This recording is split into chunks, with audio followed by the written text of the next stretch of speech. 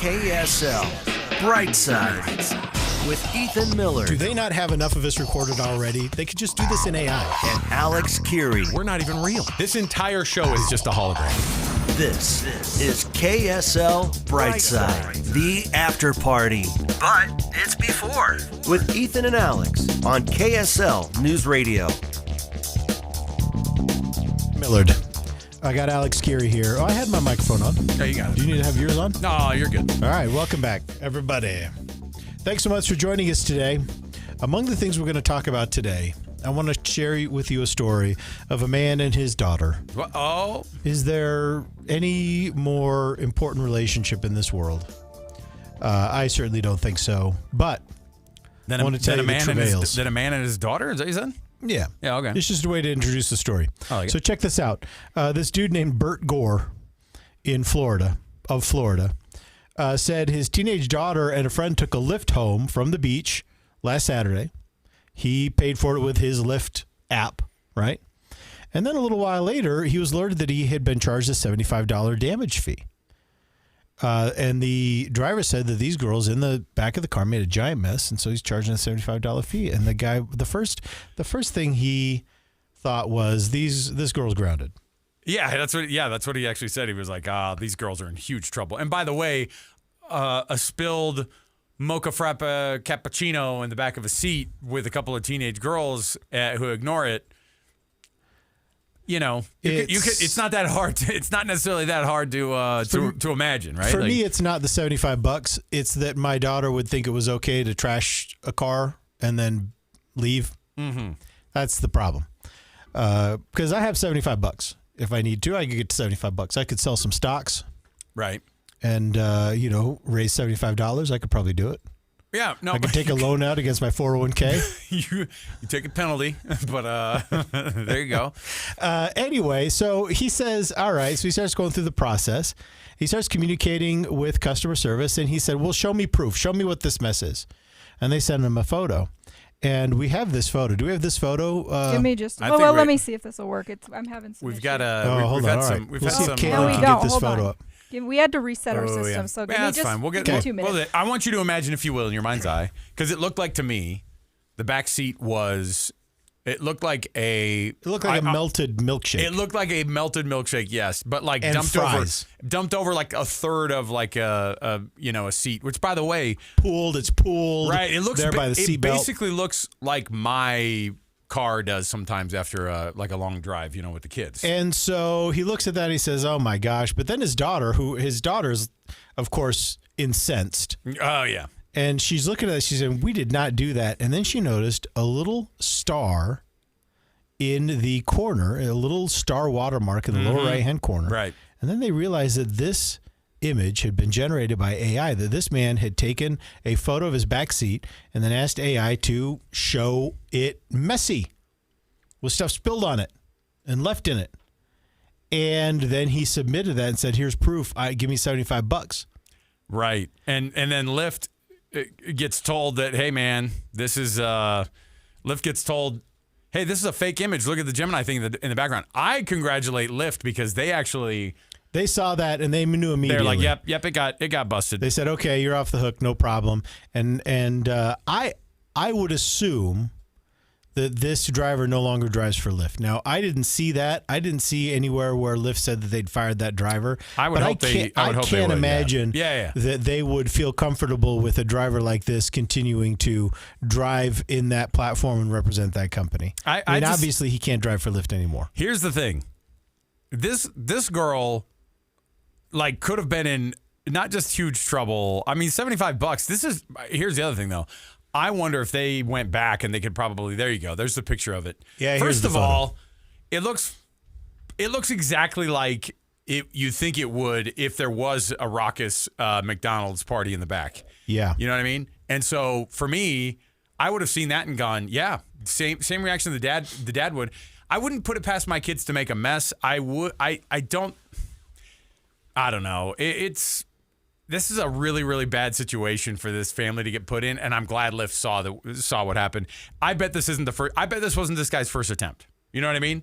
I bet if they went back, this is not a first go for him. The thing about the Gemini image was you can see the watermark down there in the bottom. Yeah. I think he just, because it's that grayish white, if it was still black in that area of the car, like if the car was a dark car instead of a lighter car, right? He would have been, that Gemini thing would have been seen, I think, a lot easier. I just think he didn't see it. He's also just a massive idiot. So if you're going to scam people, be smarter about it. People, so that's a big takeaway. So today. Gemini's that's the one that Facebook uses, right? Is it Google?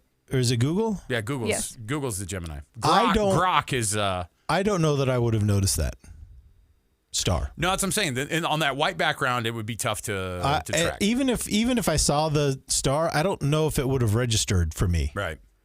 That's all I'm saying. I don't know. I would have looked at it and gone, "What is this? Why does this guy have like a trademarked image?" So I couldn't tell you before today. When I saw when I was told, "Oh yeah, it's a watermark for Gemini," I went, "Oh yeah, that looks like the Gemini logo, I guess." But if somebody asked me to draw the Gemini logo last night, I would have gone, "I don't know what that is." Put up that photo again. Let's have a look at this. By the way, you don't waste fries like that. You can't. Well, Ethan, that's the number one thing. Ethan, in your condition, you can't. You can't waste those fries. Not in my condition. those. Well, and fries are number one for my kids. Oh. So I would be suspicious of that. If the Lyft driver said they left fries all over, I would say my kids left fries behind, because that does not sound yeah, they did not like them. But this is a very convincing image. Yeah. If he had not left that watermark, I don't think this man would have had any defense. He would have said nothing. That's why. Here's the thing: is I had a big accident last year, where I was rear-ended, and it totaled my car, and it was significant speed. It was on the freeway. I was stopped, and this guy didn't even have the chance to stop. I think it was like 60 miles an hour. So my car gets totaled. I'm not hurt at all, which is great.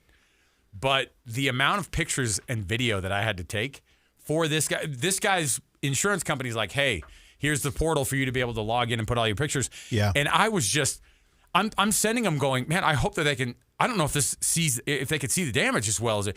I hope somebody actually comes out. Now, of course, a claims person ended up coming out and having to look at the car anyway, and they totaled it. But I remember thinking to myself, does this picture depict any? Is this doing a good enough job of showing it?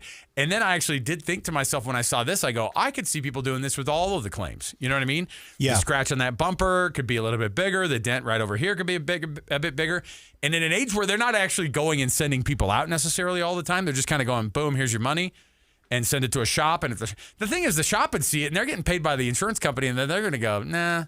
That's why he can't go with a giant dent and they go, look what they broke my window. He can't do that, because they'll be like, all right, well, did you fix the window? Like, show me the thing, you know? And that didn't happen. It was a low level, hey, and I already cleaned it up. You know what I mean? Like, oh, I already got it detailed, and here's $75. He was probably digging people I bet he was doing it all the time, and I bet he did it with his teenage customers quite often. Well, and you know who else he could get away with it with would be people who are very drunk. Oh yeah. You know? Yeah. Remember when I did the experiment of driving Uber for like a few weeks? Drunk? No, I drove drunks around though. Do you remember this whole thing? No. Oh, dude, it was when we were like, remember I was doing. I don't think we were on the air for this. Yeah, we were. I was driving Uber for like 3 weeks, and it was that and substitute teaching. This is me adding. I remember the substitute teaching. I did them both like at the same time, and I would just every so often, if I had, a couple of hours, I would do it, because we work here close to the airport. I would do the airport run, and there were times where people made messes, massive messes. Did you have people throw up in your car? No, but I was like, if you're gonna throw up, like, this is not gonna be good. And people would leave messes, but I'll tell you what I did was I would just give them terrible reviews. Now, messes isn't like if they spill them. You don't get in the car. I'd be like, yeah, you can't get in the car with that drink. You're not getting in. Like, that's it. You would say that? Yeah. Because most of the time, and a lot of times they try to sneak in like an open container or something. I could smell it. I'd be like, no. I'm in trouble if you do that. Yeah. Get out. And but people try to carve out money in that situation. It's just kind of weird. I've kind of wondered. I think I'd enjoy driving for Uber. I think I'd enjoy that. I don't think you would. I only did it for like 2 weeks because I was like, this is. And by the way, it made me feel for the Uber drivers too, because I was like, these guys aren't getting paid enough, man, to deal with all this garbage. I have poor eyesight. Garbage. I have poor eyesight. But I do want to say one thing. I think I'm out of focus on the thing. Oh. Sorry. We had bigger problems. I'll get it focused. Look at him. Look at him. I'm trying. You're fine, dude. It's soft focus. It's what Barbara Walters did. It's technical, and we should fix okay. it. I need it. It's soft focus so that we could, take some of the edges off of some of those details, dude. Like, I want to smooth out my liver spots and liver spot. all those other things. One of our engineers came in and said, "You should probably get something on the top of that head, man." Talking about like makeup. Now he's follicularly challenged, like I am. Very similar. He said that to you? Yeah. He's like, oh, maybe take some of the shine off of that. Which, when I did a bunch of TV in the morning, when I used to have to do the night sports, remember that? Yeah. I definitely had makeup that I had to hit the old forehead with to take some of that shine off. I've got something for you here, Ethan. I think this is a fun. I've got something fun for you. Okay, let's hear it. Now, we asked people in the chat, and we're going to keep doing this. This is going to be an all-day deal. We're doing the tiny towns right here, right? Can I? Yeah, we're Go doing for it, tiny please. towns. I want to do it Sorry, because I'm not keeping you on track. No. I wanted to make sure that I wasn't doing it earlier than I wanted to because I think it'd be fun to do. So, and we asked via the text or via the chat here, hey, what are the smallest towns? Like the smallest ones or cool ones or whatever you might. Because, this is a weekend where people go out and travel. And you guys were talking about your snooty, I have a camping ground I go to. Caitlin's like, I go camping too. And then like they start talking about their little places they go. And Ethan's like, and if you know a tiny town, if you know a ghost town and you name it and then you're like, you've never heard of it, it's the new thing that you people do, all right? Yeah. You're like campers who are like, that's on the way through Highway 20. And you're like, get out of here. So it's a way for them to kind of flex their, I'm well-traveled and I'm an outdoorsy person. So I've got for you, Ethan, a quiz. Okay. Of real and fake places in Utah. Okay. And you have to tell me if it's a real place or if it's a fake place. All right? These are indeed either real or fake. Okay. Let's go with Woodruff, Utah. Woodruff, Utah? Oh, see, this is tricky. I know what you've done here. You know what I'm doing here. Give me an old school Utah name. Woodruff, Utah. Yeah, but old school Utah names is what we do, though, by the way. I think Woodruff is a town or a place somewhere in Utah. I think it is. It is. It's in Rich County. Yeah. There you go. Yeah. The King. It's in Rich County. I've never been, and it looks like it's a pretty small town. But again, Woodruff Town. You want me to give you a description here of what it says? It just says that this is it's a town first settled in 1872. Okay. In honor of the Wood. No, Woodruff. In honor of? Oh, Wilford Woodruff. No, Craig Woodruff. Yeah, it is Wilford Woodruff. Jeff Woodruff. Okay, I've got another one for you, Ethan. So that was a real one. Yes. Okay. Okay. I've got the lists in front of me here. Prickly Pear, Utah. Well, Prickly Pear, and it's these aren't necessarily cities. No. They could be places. Yeah. I'm gonna say no. Prickly Pear is not a real place. Who on earth would name a place name after Prickly Pear? Somebody in Utah, because it is a real place. It is. Yes. Where is it? It's like between Vernal and, it's over in like Duchesne County, and it's like the big city is probably Vernal. You know what I mean? Mark says you drive through Woodruff on your way to Bear Lake. There you go. All right. So that's cool. Also, Mark pointed out that appearing in soft focus is a new GLP side effect. He actually saw himself blurry. That was that's one of the personality traits. Does it look traits. better to you now? It looks great. Yeah. Okay. Moonshine Rapids. No, that's too good. It's too good of a name. It is not. It's too good. It is not a real place. It is a real place, but it's in West Virginia. Oh, well, so this it matches. is cheating. No, it's not cheating. I'm giving you real and fake places. So this is not just in Utah. No. I'm saying you're right. It's not a real place. In Utah. It's a real place, but it's in West Virginia. Okay. So you're right. These are just sorry. Maybe I wasn't clear on it. Okay. So I got that one right. You got it right. Okay. All red. Still the king. All red, Utah. All red. One word. Oh, I want to say. Allred. I want to say yes, but I'm going to say no. I don't think it's a place. Fake place. I picked a polygamous last name. Allred. Oh, yeah. Good job. Well, I mean, it could be more than just polygamous last name, but yeah. Naples, Utah. Naples. Yeah. I think I've heard of that. Oh, I'm you think say so? That is a real place. Okay, Naples, Utah, a real place. Yeah. Naples, Utah. I mean, you can get great Italian food there. Did I say I was the king? You did. Dinosaur. Just dinosaur. Oh, yeah. No, that is a place. It's a section of desert out in Utah. Dinosaur is a real place. Dinosaur, not a real place in Utah. It is an actual city in Colorado, right on the other side of where you would find all the dinosaurs there past Vernal. Dang it. Getting out there Highway 40. Okay. Elk River. Elk River. Oh, boy. I feel like that's a Colorado place, too. Because sometimes, Elk River. No, that's a Utah place. Fake place. It's actually in Montana. Oh, dang it. Yeah. Ennis. Spelled with 2 N's. Ennis. Ennis, That's Utah. a real place. Ennis, Utah is a real place. Ennis, Utah is a real place. Yeah. Where is it? Do you know? No idea. Bruin Point. This is a fun one. Bruin Point. Bruin? Yeah. What did you? What would be the alternate spelling? of that? BREWIN apostrophe. BROON. Bruin. No, I thought you were like brewing, like we're brewing. No. Apostrophe N. Yeah. Bruin. And apostrophe. Bruin. We're brewing. No, Bruin like a bear. Bruin Point. Bruin Point. We never use Bruin. I'm going to say fake place. Real place in Utah. Oh, dang. Yep. Shoot. Nelson Wash. Nelson Wash. Is a wash is like not even a. It's a wash. No. It sometimes has water in it. Sometimes it doesn't. All right. That's my definition of wash. I don't know what a scientist would say, but I'm going to say Nelson Wash is a real place. Nelson Wash, fake place. Oh, geez. Not a Utah locale. These are just becoming random. By the way, now. people are like, at this point, I thought I was getting tips on where to travel this weekend, and now I don't know if I'm actually going anywhere. Clough Cliff. Clough Cliff? Clough Cliff. I don't think you're clever. Cliff Clavin. I don't think you're clever enough for that. I'm going to say it's a real place. Fake place. Jeez. Yeah, I got you with that one. Yeah, because again, Clough, very Utah name, right? But who would say Clough Cliff, you weirdo?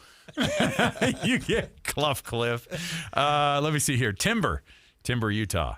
Fake place. Real place. Boy, these are just... I know. I'm killing. You know what? I found a groove here. Caitlin, sometimes he finds he picks up on the lying. There's a lot. This is a mystery to me. Now at this point, I got him. I don't know who this man is. I freaking have him now. Who this man I is. have this guy.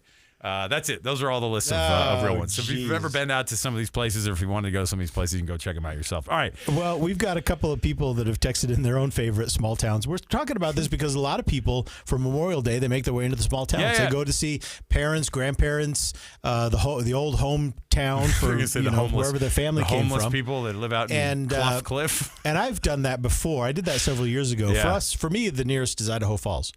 Yeah, and boy, you can get lost in some of those. Idaho towns too that are tiny. These aren't just towns; these are places. These are locales. But yeah. So if you've got small towns that you love to go to, here we have Helper in Eureka. That's Cheryl. She says, boy, Helper in Eureka. Those aren't. I was gonna say these are all areas down in that area. Is this actually Cheryl? I don't know. This is Cheryl Cole. I don't know if it's if that's a real person. Or if she's trying Ammon says Benson, Utah. That also could be. I could say that's a fake place, but I think it's a real one. Right? Let's see. Hiawatha is a ghost town.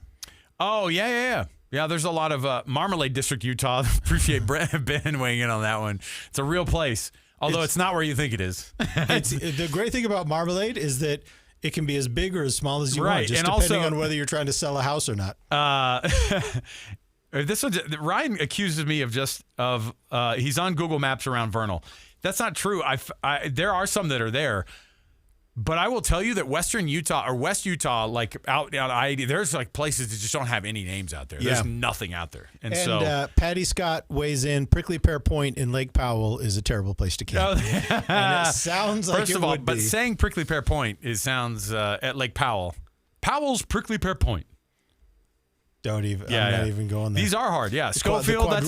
There's a lot of small towns, but that are like actually not that small. There's a ton because I was looking up tiny towns, and it was like the tiny town of Moab, and you're like, all right, come on, these aren't good for the function that we have here. But there are places you drive by.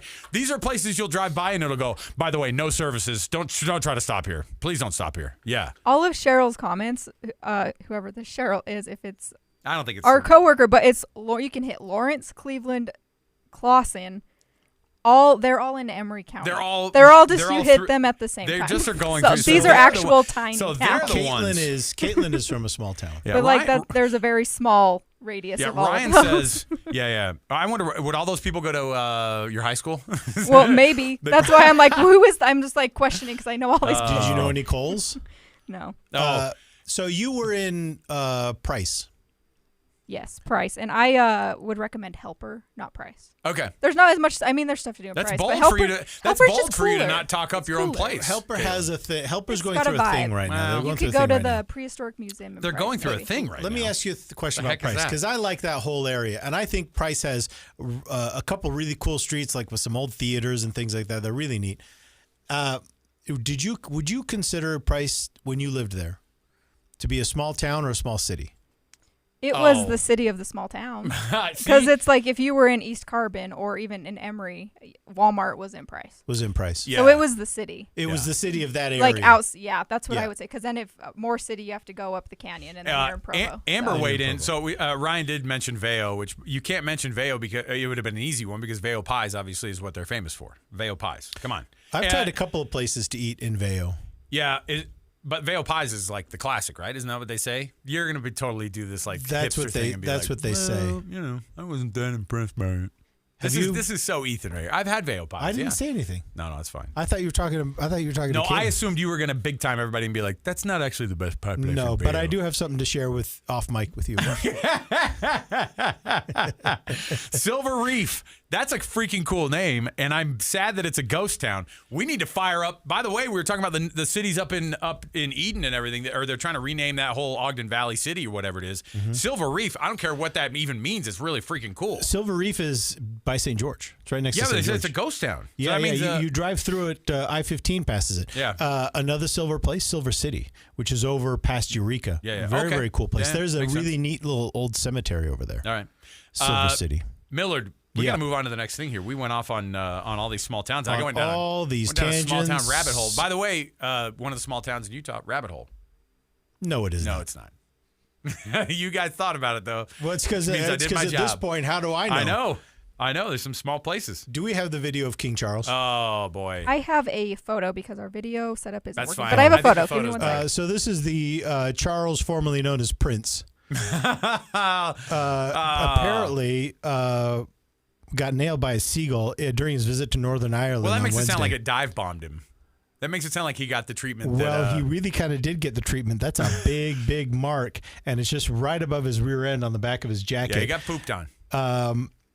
The king said, quote, "It's well, it didn't land on my head." Yeah. It is well. It is well, King Charles. Yeah. No, listen, you're going to make these public appearances, you're going to get pooped on in all senses. So there's no way you can avoid it at this point. And by the way, let me ask you this. Do they dry clean that or does it just get thrown away one-off? Well, he's a king. Yeah, what I I know, think but that's what I'm happens saying. is 50 different people take turns swabbing it with a Q-tip. No, but I'm saying, is it reused again? He's all, do we still have poop jacket? I kind of wanted to wear it today because this is kind of good weather for poop jacket, but dang, I don't want to. It would be that forever, by the way. And I will say, speaking of, that's a Men's Warehouse suit, right? That he's wearing. Hey, I'll never tell. And he'll never tell. He's at Mr. Mac. He goes, and I got the second one for $1. But I'll never tell. my goodness. Irene Marting, who is a resident of Northern Ireland and witnessed the incident and met the king shortly afterwards, she said, quote, "Being hit by a seagull, it's supposed to be good luck. We're so thrilled he came to Northern Ireland to see us, and it's really nice to see him in Newcastle." Yeah, sure. Now, is there something that some residents of Northern Ireland might have quietly cheered? Oh, for sure. It doesn't matter seagull. it doesn't matter where you are. That would have gotten cheers, and everybody would have been really, really excited. There's a prickly history there in Northern Ireland, between the British prickly pear and prickly pear, Utah, and the Irish. Yeah. It's a prickly pear situation. Yeah. Let's say. So anyway, good luck though to King. I still need to get used to calling him King Charles. Yeah. Does they still have? I was such a huge Downton Abbey guy. You were too, right? Didn't we both watch a lot of Downton Abbey? I love Downton Abbey. My dream is, and I know that it's like, but I just think about it. I'm like, he's got a butler, he's got like a first footman, he's got a valet, right? You know what I loved about Downton Abbey? Yeah, what? That it is a historical drama, sedate, calm, Yeah. very stylish, Yeah. not violent at all, but they still found so many ways to kill people off. Oh, yeah. On a regular basis, and I thought that was phenomenal. Yeah. So, and very creative ways too, like and scandalous ways. But that's what makes these. That's what makes those old shows really good. Great. It was great. Millard, what else you got for me today? Oh, what else do I have for you? Yeah. Oh, well, hold on a second. So check this out. I was reading about this earlier today. So apparently, animals, including humans, behave differently when we are very, very hot. When it's very, very hot outside, and we were very, very hot, we and all animals we change our behavior. Well, yeah. We actually become more stupid. Some creatures pick fights. Others struggle to learn.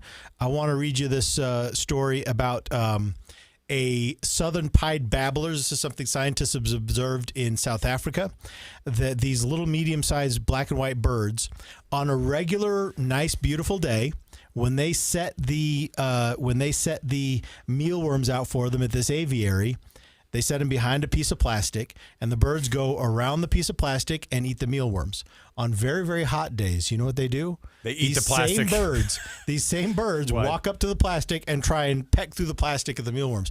It doesn't occur to them to do what they had done the week before, which is go around the plastic to get to the mealworms. I think we're all a little bit dumber when it's super hot out, for sure. Do you feel like you have seen this happen? With animals, I do it myself. If I get hot in this studio, I start getting mad. And I start acting weird, you know? Well, are you saying that our behavior changes when it's super hot out? In humans specifically, we face the following problems: brain fog and fatigue. Heat stress forces the brain to divert resources, which slows reaction times, decreases concentration, and limits short-term memory, which is what was happening to those birds. Well, those are all GLP-1 side effects too, by the way, you just listed off. We also have physical and physiological changes. Because to cool down, blood vessels widen to release heat, which lowers blood pressure and forces the heart to beat faster. I'm telling you right now, for me, the heat makes me more mad than the cold does. The heat makes me way more mad than the cold does. My kids, because I stick to everything. You know what I mean? Like when you're hot and sweaty, and here's the other part too. When you're hot and sweaty, and then like your kid comes up and like kind of nuzzles up, and you're like, get out of here.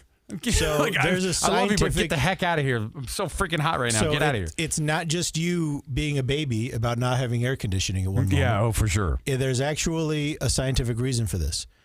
Uncomfortable temperatures trigger the body's stress response, and that leaves people feeling on edge, and they are more prone to anger or to road rage. Mark weighs in, and this is a real one too. Heat equals stupidity explains a lot of behavior from Arizona and Florida, both. True. Yeah. It also leads to the road impulsive decision making. Oh, yeah. Make terrible purchases when it's hot outside. The extreme heat can impair your judgment, which leads to an increase in risk-taking behaviors and judgment errors. This is in humans. So I told you about the birds who just, try and tap through that the plastic because they're dummies. They don't know any better. But this affects humans, too. Oh, my gosh. And sometimes in big ways. I'm only bringing this up because although the 10-day forecast, though, has been changing a lot. Let me look at it now. So this weekend's supposed to be phenomenal. It's like going to be 68 or something today. But then like Memorial Day weekend in Utah is going to be basically the most perfect weather you can imagine. And we've had the 95 to 100s almost before. For as much of a drought as we've had, it's going to be it's going to be a mild situation. This has been the best spring ever. I know. And I know. Started in December. And I know that the governor's declared a state of emergency, but it's 72 degrees and partly cloudy. What kind of emergency are we talking about here? It's just a moisture situation, brother. It's just moisture. So the high for this next 10 days is 86. That's according to my phone. Which will be like by next week. A little bit of rain next week. You know what's interesting though is we're reading off the forecast. So like, hey, Caleb, I'm going to do 7 minutes on the forecast of next week here in the city of Utah. People care. Oh, I do. Here's the interesting thing: is that we were supposed to get the 90s this weekend and next week. Yeah, it didn't solidify. No, it didn't hold up. So this long, languid spring is going to keep on keeping on. And I love it, man. I just, don't stop. It started in January. It's still going in May.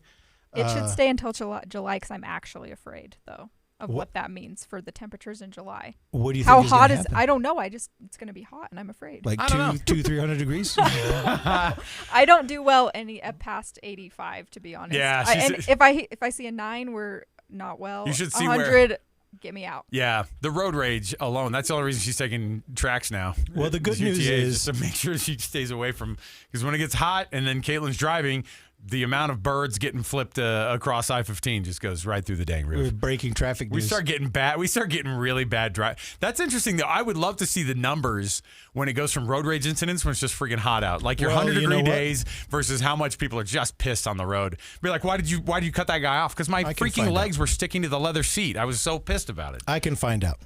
So hold on. Right. Dear Google. How are you? I'm doing great. If somebody has not done this study already. My friend Alex and I were wondering, are there more road rage incidents in high heat? Talk to their AI friends. No, I know. This is legit. We've been pioneering this for years because our Google searches were always inappropriately long. Okay. What'd they say? The National Institutes of Health report a 3.4% increase in fatal crashes in the United States on heat wave days between May and September. Okay. So that is a consistent, verifiable number. Yeah, so yes. But here's the other thing, and Data's a mean beast, right? She's a temperamental lady, because the reality is there's actually a lot more people on the roads during those exact time frames you just mentioned. Yeah, but this says during heat waves.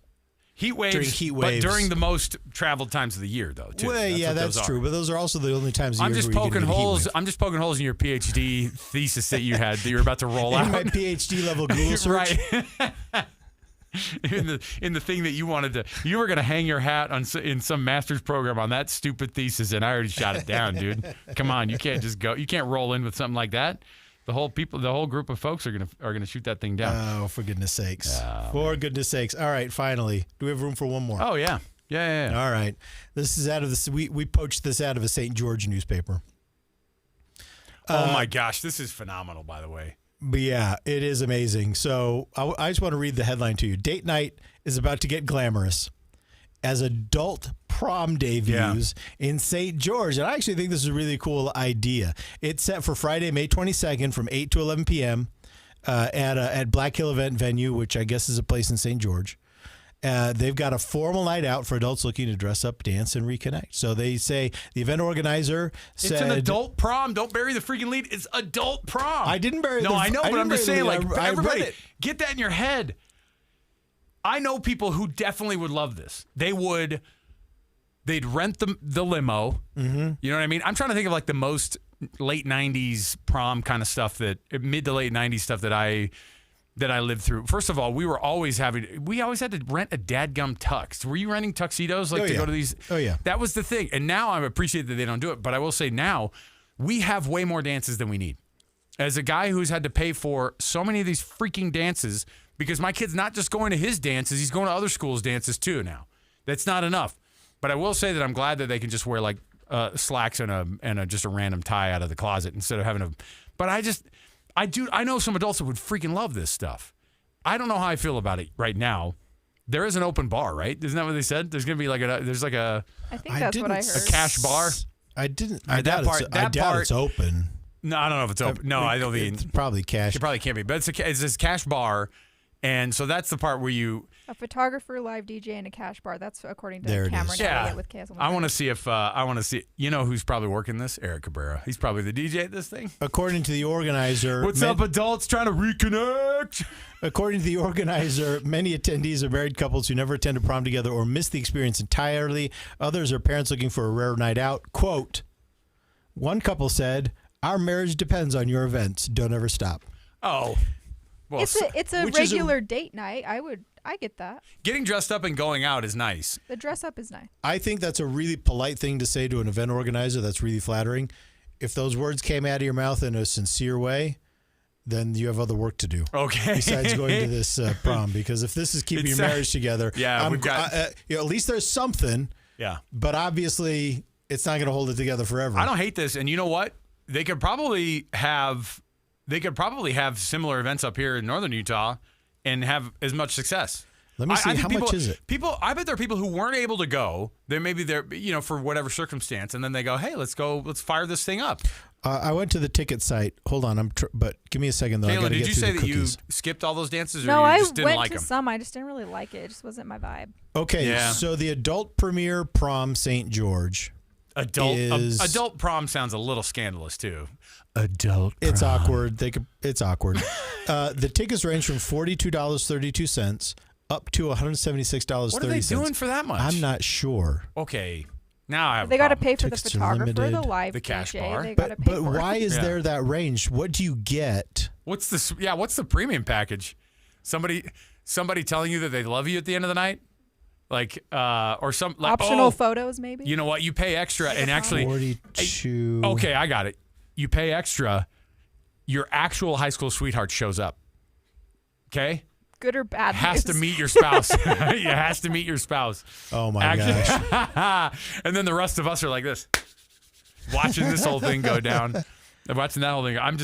The advice I give my kids, by the way, like I just am such a huge believer in don't have a freaking boyfriend or girlfriend in high school. You guys get over it. I didn't have really, that's why I didn't like dances because I just didn't care to do that. No. And it made you feel like you were lesser because you didn't really have a date. That was obvious. I went with girls, my girlfriends a lot, which was fine. Yeah, that works out. I just didn't really care. I don't know. The amount of money, I want to apologize to Bruce and Leota.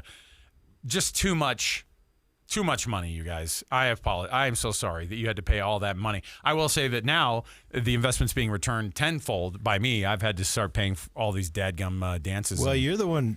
I mean, I don't want to keep bringing this up. You're the one that had 7 kids. That's true. So, No, I I'm mean, saying just for the first one. He's the one who's going to all the dances. He's the one who's been through the bulk of high school. We can all do our best to show some empathy. But at some point, we don't feel bad for you. You know. Oh, no. Okay.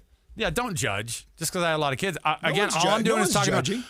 Well, you just did. But I'm saying stop crying about it. You're That's one all of I'm saying. 7, by the way. I am one of 7, yeah. So stop it. I love big families. Your youngest sibling, Mara, yes? Yeah. So good memory. My thing is like my kids they were so mad when we were having our 7th kid. Mm-hmm. And they all looked at it like it's more money that I don't get. You're just going to spend money on this baby. And I'm like, I'm not going to be able to go to prom. I can't go to no more Mavic runs, obviously, because you guys meet behind diapers again. And I was just thinking, I'm always like, yeah, but now, because you can't imagine your family without Mara, right? No, of course. That's the way that it is. Same thing with our little Piper. So you know what? So Mara and I, we bookend our family. We are 14 years apart. Yeah. Oh, so my parents did 7 and 14 years. See, I think Cooper's 15 years older. No, he is. He's no. It's the same exact thing. We have thing? 7 and the gap is 14 to the oldest. And I'll tell you what's going to be interesting, and you'll know this because you've already seen this dynamic start to happen. Yeah. But when I look back and I realize how different our childhoods were, Mara and I could not have grown up in different circumstances because I grew up in a house full of kids. And she grew up in a house full of adults. And I was the same thing. I was 6 of 6, and I was basically an only child at the end of high school. Yeah. I wouldn't have had it any other way. I had, and your parents are typically earning more money than they ever had. And they're way more relaxed about things. They don't give, oh my goodness. like they were gone more than I was. They'd be like, we're gonna take the weekend and go across the Puget Sound. And I'm like, oh, I'd love to go with you, and they didn't want me to go with them. I didn't want to go with them either. Yeah. So that was, I get it. The dynamic is funny. And I'm already hearing the older kids are already talking about like, oh, you don't even remember the Salt Lake house. You see, and Mara grew up in the Marmalade District. That's right. That's what happened to her after everything was said and done. Formerly Marmalade adjacent. Miss J94 says, I use Dear Google at Family Search, and the missionaries think it's hilarious. Dear Google. Long time no search. Wanted to catch you up on a few things that was going on. That's right. All right, Ethan, we got to take the long break here. Guess what we have? We have to talk about I want Cam Elliott's story that they did on KSL. We have to talk about it during the regular show, right? Sure. So, I have to. We have to do it. It's amazing. We're going downstairs where we'll be on KSL News Radio, 1160, 102.7 FM, 1160 AM. You can also, as always, stream this show where you're seeing it right now, also where we are going to be downstairs as well. That's right. We keep the live stream going. So it pauses here, and then we kick it up again once we get downstairs. It'll be in like 10 minutes. Okay, so we're heading downstairs. For Caitlin, our producer, Ethan Millard, Alex Curie will be right back, but on the airwaves with KSL Brightside. See you then.